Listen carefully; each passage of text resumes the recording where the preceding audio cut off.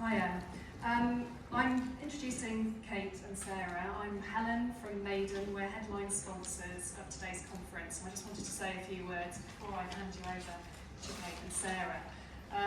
We are a company who is committed to creating digital technology that changes what's possible for clinicians and patients. We provide cloud-based software that's outcome-focused, patient-centred and data-driven. So all of that great data that we've just seen from Dr. Guy, we're very passionate about data, and we really want to improve how therapists and clinicians are able to view data along the care pathway and get the best outcomes for their patients. So we've worked with mental health services, particularly adult IAP services and community mental health services for children and young people for the last 10 years. And today our IAPTAS patient management system is used by 2/3 of adult IAP services and at least 60 children and young people's mental health services who are working at the community end of the scale. So as Helen introduced, obviously we're kind of supporting Maiden at this event today. And IAPTAS CYP is our, is the system that we use predominantly for recording of our mental health support team work. And I really wanted to highlight today just how important that is for us in our sessions. So obviously it's really important to keep case notes and to collect data. But it's about, we really try to focus on making that data useful and meaningful for the young people that we're engaging with.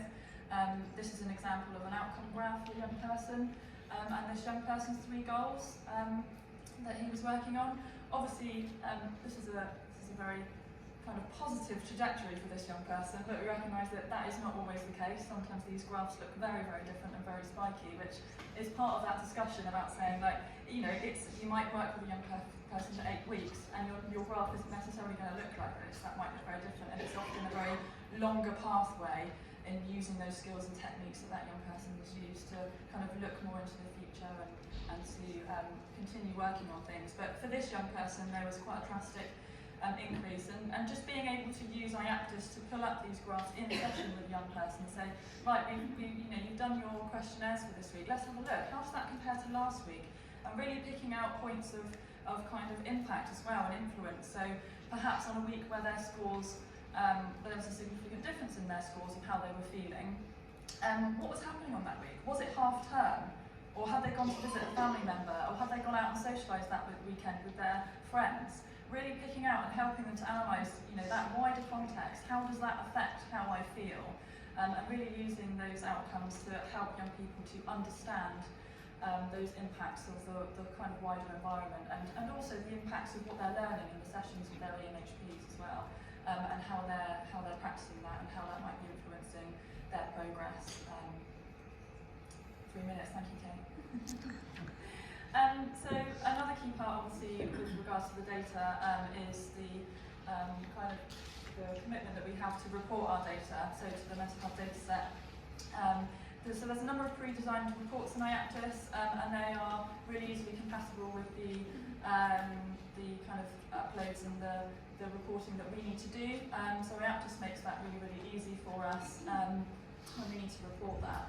And the dashboard function actually means that we can really tailor that reporting to what we want to find out about our service. And obviously, this is by no means to compete with the graphs that we've just seen. But we can really kind of dive into what we want to find out. So whether that is waiting times, or whether that is the feedback that a young person is giving us, how well they think their sessions have gone, or how well their EMHP is doing with them to engage them or to increase access.